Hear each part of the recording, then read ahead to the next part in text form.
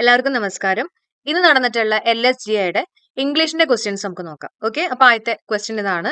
Neither food nor water dash to be found there. എന്തായിരിക്കും answer ആയിട്ട് വരിക? Neither nor വരുമ്പോൾ നമ്മൾ എന്താ യൂസ് ചെയ്യേണ്ടത്? നൈദർ നോർ വരുമ്പോൾ സെക്കൻഡ് സബ്ജക്റ്റിനെ നോക്കണം അല്ലെ. സെക്കൻഡ് സബ്ജക്ട് എന്താ? വാട്ടർ ആണ്. വാട്ടർ അൺകൗണ്ടബിൾ നൗൺ ആണ്. അൺകൗണ്ടബിൾ നൗണിന്റെ കൂടെ നമ്മൾ എന്താ യൂസ് ചെയ്യുക? സിംഗുലർ വെർബ് വേണം യൂസ് ചെയ്യാൻ അല്ലെ. അപ്പൊ ആൻസർ എന്തായിട്ട് വരും? ആൻസർ ഇട്ട് ഓപ്ഷൻ 2 ആണ് വരുന്നത് അല്ലെ. വാസ് ആണ് ആൻസർ ആയിട്ട് വരിക. ഓക്കെ, അപ്പൊ ഇവിടുത്തെ ആൻസർ എന്ന് പറയുന്നത് ഓപ്ഷൻ സി ആണ് ആൻസർ ആയിട്ട് വരുന്നത് കേട്ടോ.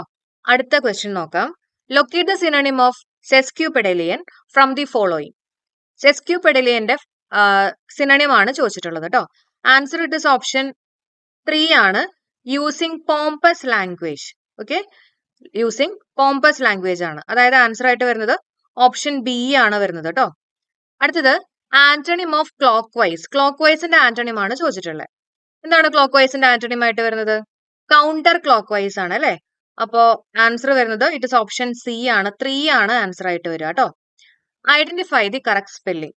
ഓക്കെ, ഇൻവെട്രേറ്റിന്റെ സ്പെല്ലിംഗ് ആണ് ചോദിച്ചിട്ടുള്ളത്. ഇൻവെട്രേറ്റിന്റെ സ്പെല്ലിംഗ് എന്താ?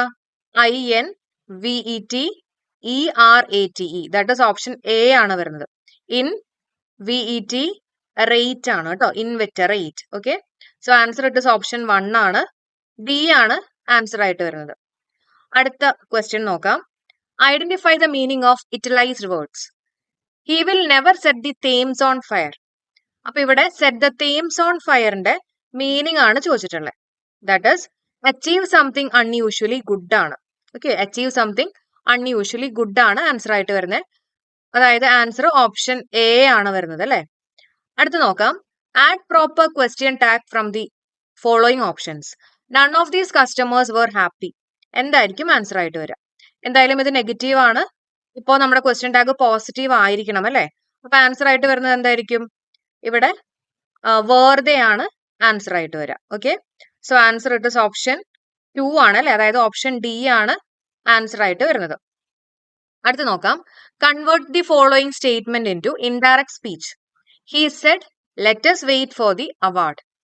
ഇപ്പോ ഇതിനെ ഇൻഡയറക്ട് സ്പീച്ചിലേക്ക് ആക്കുമ്പോൾ നമ്മുടെ ആൻസർ വരുന്നത് എന്തായിരിക്കും? ആൻസർ ഇറ്റ്സ് ഓപ്ഷൻ 4 ആണ്. He propose that they should wait for the award ആണ്. ഓക്കെ, അപ്പൊ ഇവിടെ എന്താ റീസൺ എന്ന് ചോദിക്കുകയാണെങ്കിൽ ലെറ്റസ് വരുമ്പോ ലെറ്റ് അസും അതേപോലെ തന്നെ ലെറ്റ്സും തമ്മിൽ വ്യത്യാസമുണ്ട് അല്ലെ. ലെറ്റ്സ് എന്ന് പറഞ്ഞാൽ നമുക്ക് പോവാം എന്നുള്ള രീതിയിൽ, അല്ലെങ്കിൽ നമുക്ക് വെയിറ്റ് ചെയ്യാം എന്നുള്ള രീതിയിൽ. ലെറ്റ് അസ് എന്ന് പറയുമ്പോൾ, ലെറ്റ് എന്ന് പറഞ്ഞാൽ എന്താ? ഒരു അനുവാദം ചോദിക്കുന്ന പോലെ. അപ്പൊ അങ്ങനെ പറയുമ്പോൾ നമ്മൾ അതിന്റെ കൂടെ ഷുഡ് യൂസ് ചെയ്യണം. Okay, he propose that they should അല്ലെ, അവരാണ് പറഞ്ഞിട്ടുള്ളത്. അപ്പൊ അവർക്ക് വേണ്ടിയിട്ട് they should wait for the award ആണ് ആൻസർ ആയിട്ട് വരുന്നത്. ഓക്കെ, അപ്പൊ 87ന്റെ ആൻസർ ആയിട്ട് വരുന്നത് ഇറ്റ്സ് ഓപ്ഷൻ എ ആണ്. അടുത്ത ക്വസ്റ്റ്യൻ നോക്കാം. Choose the correct preposition from the following.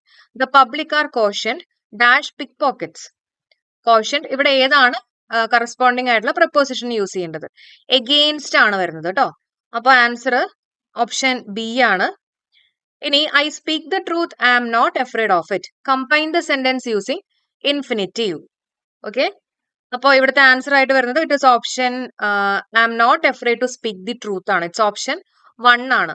അതായത് ഓപ്ഷൻ ഡി ആണ് ആൻസർ ആയിട്ട് വരുന്നത് കേട്ടോ.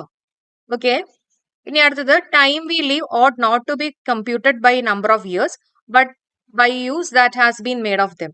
Insert articles wherever necessary ആണ്. ഓക്കെ, അപ്പോ ഇതിന്റെ ആൻസർ ഇട്ട് ഓപ്ഷൻ 2 ആണ് കേട്ടോ.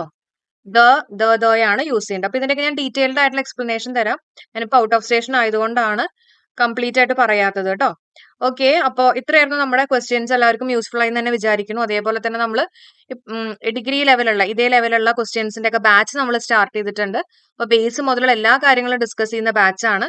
ആർക്കെങ്കിലും ഈ ഒരു കോഴ്സിൽ, അതായത് നമ്മുടെ ഇംഗ്ലീഷ് മാത്രം പഠിക്കാനുള്ള കോഴ്സിൽ ജോയിൻ ചെയ്യാൻ താല്പര്യം ഉണ്ടെങ്കിൽ നിങ്ങൾ കമന്റ് സെഷൻ നോക്ക്, ഞാൻ പിൻ ചെയ്തിട്ടുണ്ടാവും. തീർച്ചയായിട്ടും കോഴ്സുകളിൽ ജോയിൻ ചെയ്യാം കേട്ടോ.